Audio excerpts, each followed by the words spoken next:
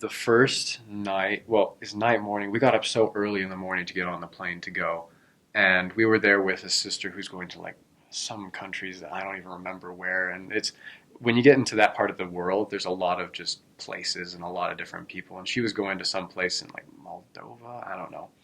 And so we had a mixture of people in our car, and it was interesting to talk. Everyone was so excited to go out and see these places that they'd only heard about. And I remember the plane ride is awful over there. I'm just going to put that honestly. It's like a 12-hour flight over the Atlantic Ocean, and that is painful.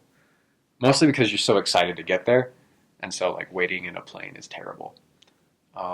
Arriving in the mission field was cool because when we got there, there was the mission president, there was his wife, there was the driver, there were like three, four members who had come just to meet us, the new missionaries that were so excited to see us. And of course, like president's assistants were there. It was really cool because they greeted us and they took care of us. Everyone helped us with our bags. I don't even think I carried my own bag to the car. Everyone was so nice. The members really love their missionaries, and that from the beginning I could tell that they just loved the missionaries. Um, and it was cold. I got there in February, and it was really cold. I remember like getting into the van and seeing my breath inside the van when we first got there, and I just thought it's gonna be cold the whole time like this. I'm gonna figure this out. Um, so we drove around, and the city was so pretty, even though it was buried in snow, and I didn't really get to see a whole lot of it. It was really cool. It was very European. The city of Lviv, where I actually, where we started out, was it's just the coolest architecture. You get kind of dazzled by how everything's written in some crazy language you've never seen before. The letters don't make any sense, and they have a really nice chapel in Lviv that we ended up in, and the president brought us in. He did some training with us, and then we met our trainers. And my trainer was, I'd say twice my size, big guy, real big guy. He was a lineman for AF football. So we were both from Utah, and he's just the funniest guy. He's really into physical fitness, and myself, I'm like a musical guy. I'm a musician, so we didn't really like click there, but I was willing to work with him.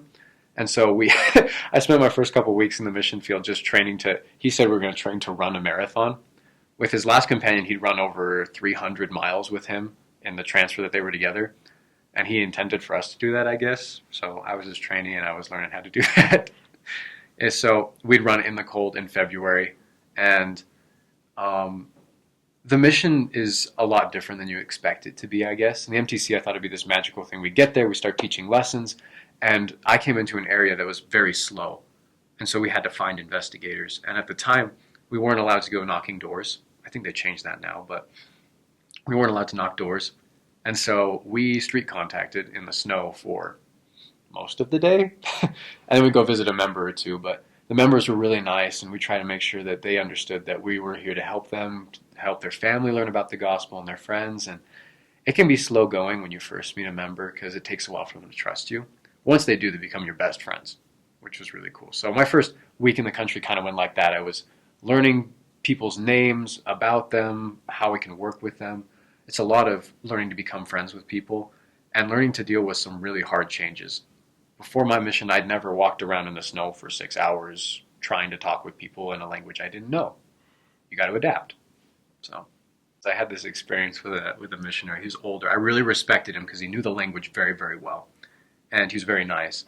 I remember we were on splits one day, and I turned to him, I say, so as a missionary, how do you be the best missionary?